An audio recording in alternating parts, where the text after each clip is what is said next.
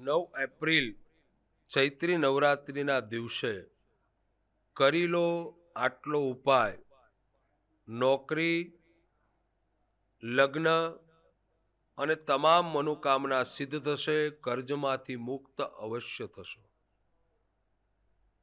પ્યારા ભક્તજનો, આવનારી 9 એપ્રિલથી ચૈત્રી નવરાત્રિ શરૂ થાય છે. ચૈત્રી નવરાત્રિના દિવસે કરવાનો છે આ ઉપાય. અને ચૈત્ર મહિનાની નવરાત્રિ એટલે મોટામાં મોટી નવરાત્રિ કહેવાય.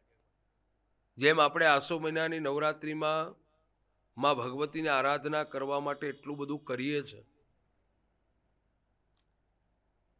તો ચૈત્ર મહિનાની નવરાત્રિ એટલે દેવોમાં મહંતા બતાવી છે.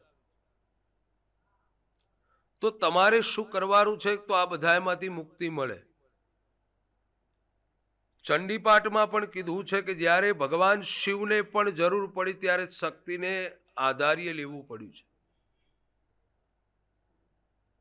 જો ચૈત્ર મહિનામાં ખાસ કરજો આ ઉપાય. એપ્રિલ મહિનામાં, ચૈત્ર મહિનામાં ભગવતીને પ્રસન્ન કરવાની કઈ કઈ રીત છે આપણે જણાવું છું.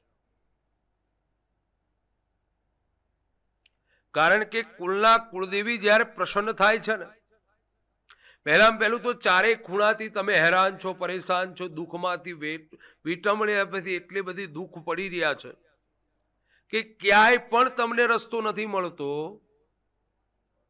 દૂર દૂર સુધી દુઃખ દેખાય છે. તો આવનારી ચૈત્રી નવરાત્રિમાં 9 એપ્રિલથી તમારે દીપ પ્રાજ્વલ્ય કરવાનું છે. અખંડ દીવો 9 દિવસ અખંડ દીવો રાખવાનો છે તમારા કુળદેવીના નામથી. કુળદેવીનું સ્મરણતા એ બતાવી છે. 9 દિવસ તમારે શું કરવાનું છે? પહેલા પહેલું તો તમારે પવિત્રતા જાળવવાની છે.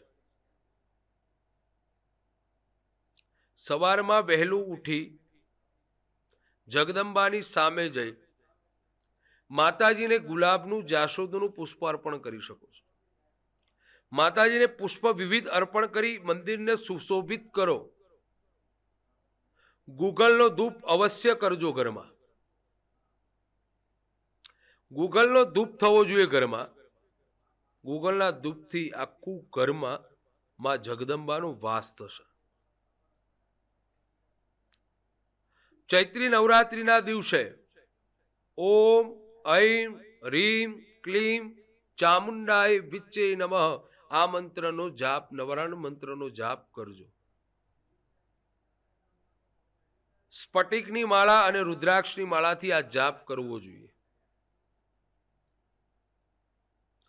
એ નવારણ મંત્ર લઈ માતાજીની સામે બેસી પ્રતિદિન અડધો કલાક આ એક માળા, અડધો કલાક માતાજીની સામે બેસી અને આ જપ અને પૂજન કરજો. જેને પણ કર્જમાં આવી ગયા છે, ક્યાંયથી રસ્તો નથી મળતો, ચોક્કસ તમને 9 દિવસમાં રસ્તો મળશે. તમારે એક કામ કરવાનું છે.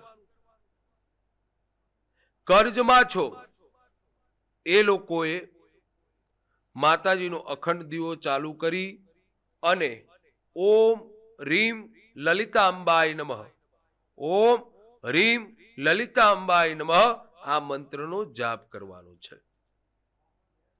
જે કોઈને પ્રશ્ન છે, કર્જમાં ડૂબી ગયા છો, તકલીફો આવી રહી છે, એ ખાસ આ મંત્રનો 9 દિવસ અનુષ્ઠાન કરજો. બીજા નંબરમાં બીજો એ પ્રશ્ન ઉદ્ભવે છે કે જગદંબાની કૃપા પ્રાપ્ત તમારે કરવી છે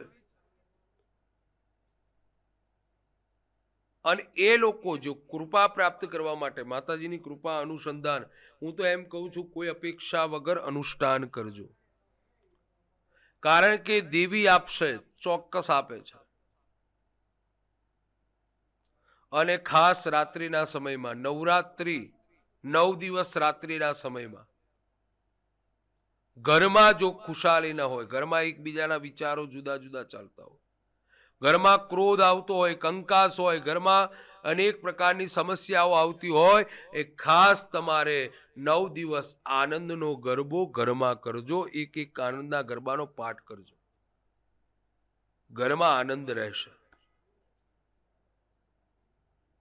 બીજા નંબરમાં સર્વ પ્રકારે તમારે મંગલ કરવું છે. નોકરીમાં તકલીફ છે, આ બધા સંબંધિત કાર્યમાં તકલીફો તમારા જીવનમાં આવે છે તો ખાસ વાતને નોંધ કરજો.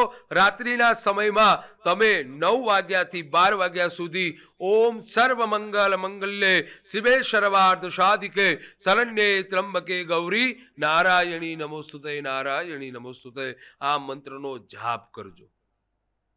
તમને નોકરીમાં તકલીફ છે, 9 દિવસ અનુષ્ઠાન કરવાથી ચોક્કસ જગદંબા તમારી ઉપર કૃપા પ્રાપ્ત કરાવશે. તમને કોઈ પણ વિટમણાઓ આવે છે, તમારે કોઈ પણ લેવલ ઉપર પહોંચવું છે, તમારા ધંધા રોજગારમાં રૂકાવટ આવે છે, તમને સંપત્તિમાં પ્રોબ્લેમ છે, તમારી કોઈ સંપત્તિ પાછી તમને મળતી નથી, તમે દીકરા દીકરીના સંબોધિત કાર્યમાં વિટમણામાં તકલીફ આવતી હોય છે અને આ મંત્રનો જાપ કરવાથી સર્વ મંગલ મંગલે શિવે સર્વાર્થ સાધિકે શરણ્યે ત્રંબકે ગૌરી નારાયણી નમોસ્તુતે આ મંત્રનો જાપ કરવાથી ચોક્કસ જગદંબા તમારા દુઃખને દૂર કરશે. કારણ કે જ્યોતિમય જગદંબા છે. તમને અખંડ જ્યોત એટલા માટે કરવાની કીધી છે કે જ્યોતમાં જગદંબાનો વાસ કીધો છે. આરાસુરના આપણે જઈએ અને માં ભગવતી બિરાજમાન છે અને આરાસુરમાં જ્યોત સ્વરૂપે ભગવતી પૂજાય છે. તો ભગવતીના જ્યોતને 9 દિવસ પ્રતિદિન જ્યોત જલાવો, ભગવતીને અખંડ દીવો પ્રાજ્વલ્ય કરો, વિવિધ પ્રકારના ભગવતીને નૈવેદ્ય ધરાવો, વિવિધ પ્રકારના ભગવતીને ઉપાસના કરવા માટે અનેક પ્રકારના દશાંગ ધૂપ છે, ગુગલ ધૂપ છે, એ ધૂપથી જગદંબાઓને આપણે પ્રસન્ન કરો અને સાથે સાથે માતાજી આગળ ધ્યાનમગ્ન 9 દિવસ રહો. આ રીતે અનુષ્ઠાન 9 દિવસ કરવામાં આવશે. 9 દિવસ જગદંબાને આ રીતે રીઝવવામાં આવશે તો પરમેશ્વરી ખુશ થશે. બીજા નંબરની વસ્તુ એ છે, આપણી પાસે સંપદા છે તો 9 દિવસ ચંડીપાઠના પાઠ ભૂદેવ પાસે પણ તમે કરાવી શકો છો. તમે ભૂદેવ પાસે પણ 9 દિવસના ચંડીપાઠ કરાવી શકો છો.